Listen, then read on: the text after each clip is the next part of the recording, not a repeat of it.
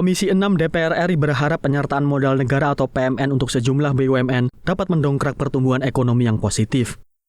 Anggota Komisi 6 DPR RI Nyoman Parta menyayangkan besarnya utang holding BUMN Pangan Raja Wali Nusantara Indonesia atau ID Food yang mencapai 8,2 triliun rupiah. Alhasil, ID Food mengajukan PMN sebesar 1,6 triliun rupiah untuk membayar utang. Namun Nyoman Parta menekankan, BUMN yang mendapat suntikan dana PMN harus mampu mencetak laba besar agar negara tidak merugi. Cuman selama ini kan RNI ini tidak benar, utangnya aja besar. Utangnya besar, terus perusahaan yang tergabung di RNI ini kebanyakan perusahaan-perusahaan yang tidak produktif, bahkan ada perusahaan yang rugi. Itu sehingga ketika akhirnya bernama RNI masih ada tunggakan utang yang sangat besar yang bunganya aja harus dibayar setiap tahun hampir 625 miliar. Bayangin berapa utangnya itu.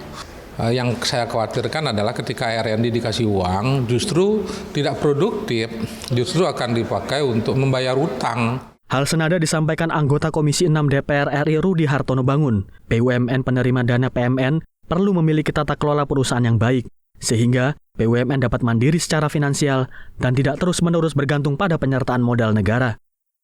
Jadi harusnya kalau PMN nilainya puluhan triliun berasal dari pajak negara, pajak rakyat harus dibahas benar-benar gitu tentang alokasi dan penggunaannya dan penyerapannya, feedbacknya untuk negara dan rakyat apa gitu.